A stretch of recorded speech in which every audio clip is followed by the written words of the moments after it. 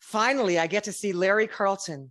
I get to see him on my screen. Woohoo! How are you, Larry? You know, life is good. Thank you. Thank you. Life is good in Tennessee, where you live on a lake, right? That's right. Yeah, I'm east of Nashville. It's a gloomy day today, but I'm a happy guy. So just out of curiosity, what was it? I know you were born in California, right. The kind of guitar playing that you do, it's not real country and Western. So right. What was it that brought you to Nashville?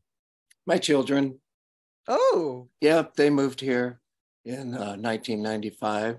And 6 months later, I followed them and moved right out. So we've all been here since 95. So you're telling me that my son, wherever he goes, I'm going to have to go too?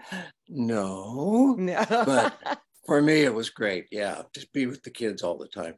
It is great. And speaking of my son, we have a little bit of a 2 degrees of separation because, of course, you've done a lot of work with Tak Matsumoto. Yeah. Yes. So on the sort of smooth jazzy album that Tak Matsumoto did with Paul Brown, there is one track on that album that has a vocal. The song is called Live Life. Okay. And that vocal is my son, Sam Drysdale. Oh, sweet. I didn't know that. That's very cool. And that all came through Paul Brown. Yeah.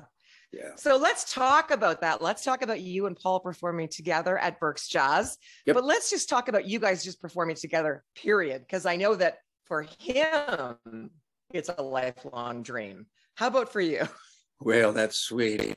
In the early 2000s, I had joined Foreplay.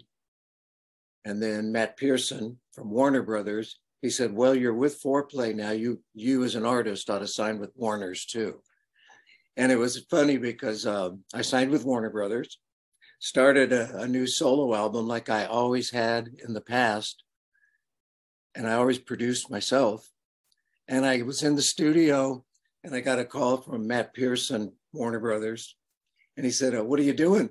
I said, well, I'm in the studio making a new album. He said, oh, so they had a different procedure. Anyway, he said, well, I'm going to fly out and hear what you're doing. And he flew out the next day and he said, I love it. But he said, for the market, what would you think about working with Paul Brown as a producer for the last 4 cuts? I said, great, because I didn't focus on market. I focused on the guitar and the music. Right. Well, Paul and I had great success. That was the Fingerprints album.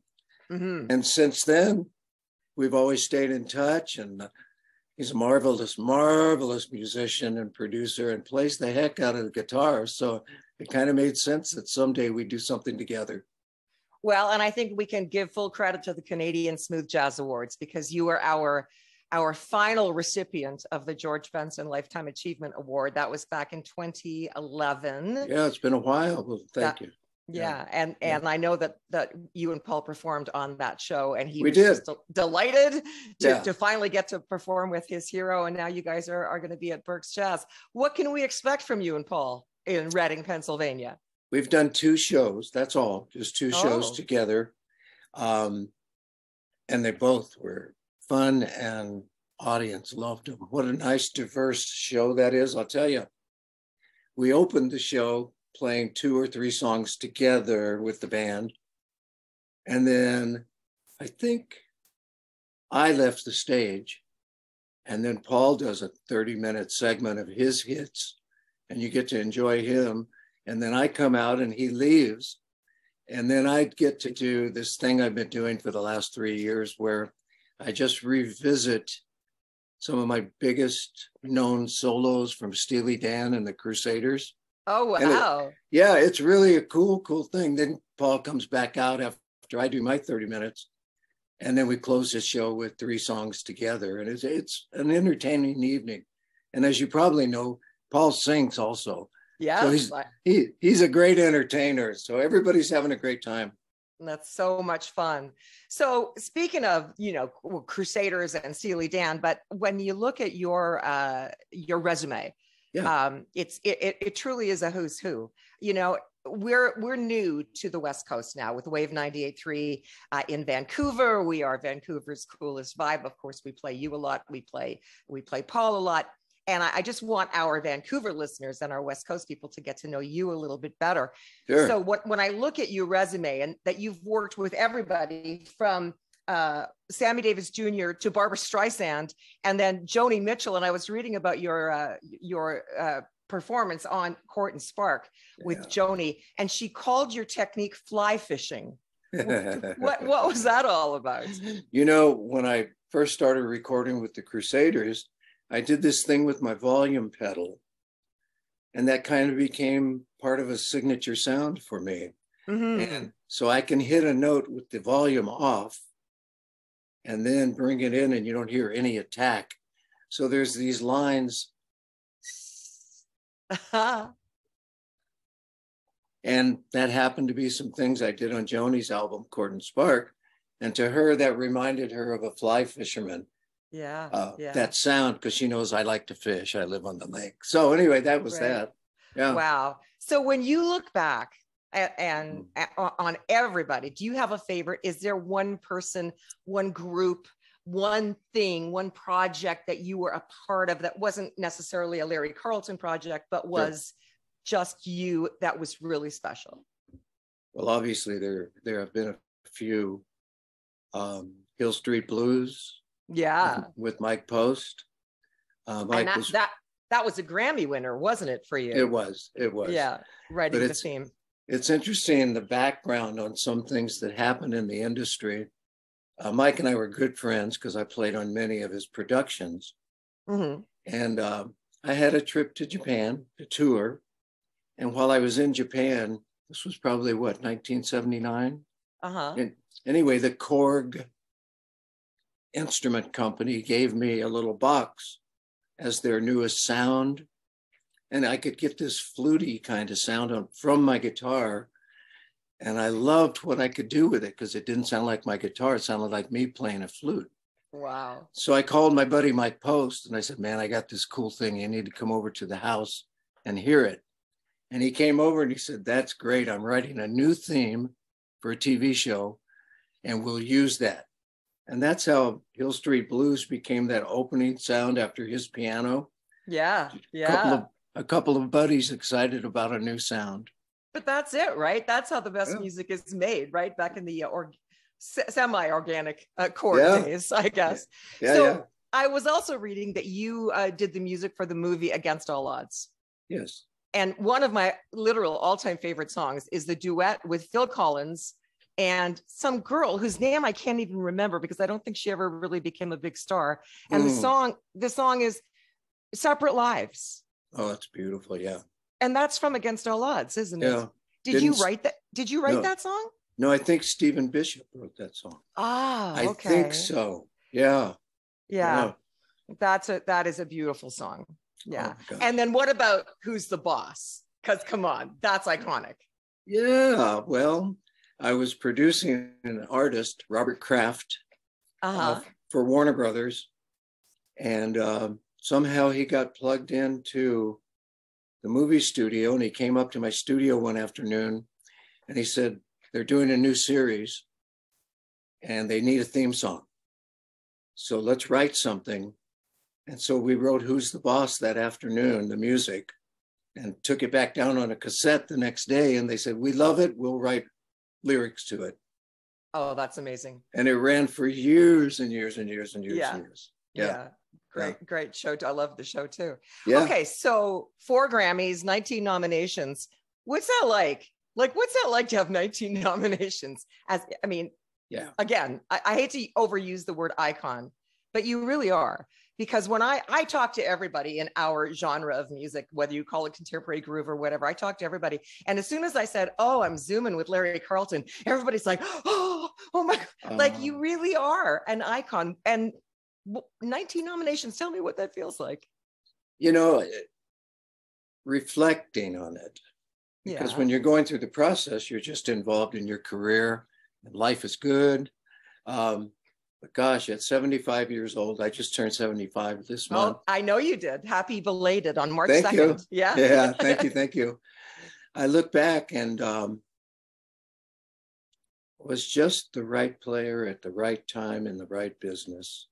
And all those opportunities came up and I played and the world agreed. You can't, I couldn't plan it. It just happened. And I'm so thankful.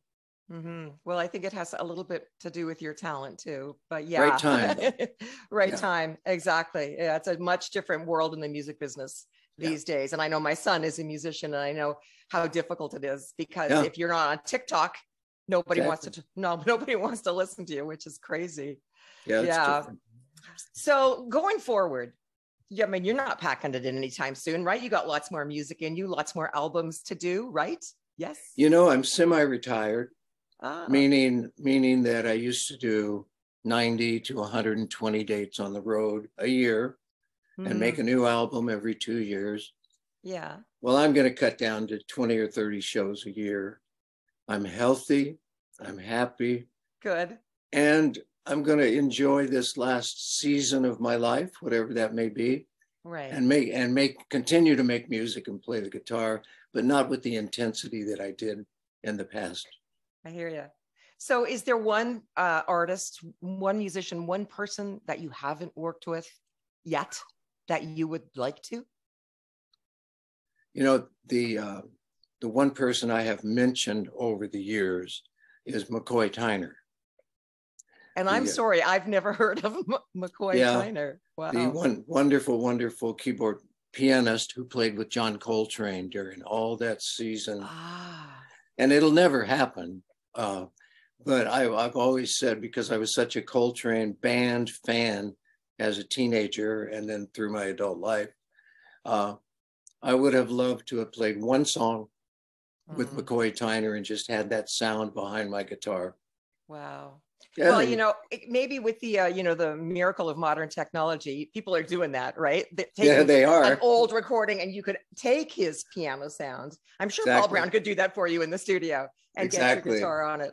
Okay, I have one more little story that I would like to remind you of that you may or you probably do remember. And it was a long time ago. You and I were both on the Smooth Jazz Cruise, and we had winners from when we were Wave 94.7 in Toronto. We had winners on the cruise, and at the airport, flying to Lauderdale to get on that ship, the winner told me that the big thing for him was to see Larry Carlton play. That was, of all the people that were going to be on that ship, and there were a lot of really talented people, but you were the one.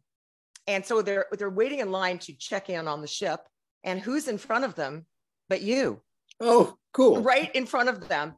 And then they got talking, and somehow it worked out that he was a guy who lays floors, and you needed new flooring in your house in Nashville.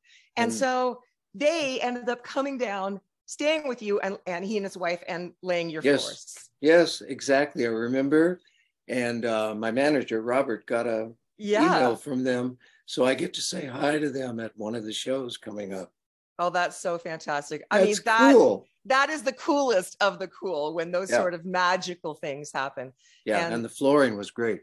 Was it? Oh, good, good. Yeah. Well, I always say that of all the genres of music, when you get into this sort of our world of contemporary groove, the musicians that we play, no matter how iconic, even the Larry Carltons of the world, are so human, are so down to earth and lovely, and not pretentious, and not hiding behind doors with stars on them, and just being real and loving the music as much as we do. Yeah, well, thank you for that. And I'm glad to hear that a lot of my contemporaries are the same way, because we're just guys who are gifted in an area. After that, we're just guys. Yeah. And that's the truth of life, right? We're all just guys. Yep. Okay. Yep. Larry Carlton, thank you so much for joining me for this little chat, and looking forward to hearing all about your show with Paul in Reading, Pennsylvania, and new music. And glad to know that you're healthy and happy. Thanks, Vickie. All right. Thank you, Larry. Okay. Ciao. Later.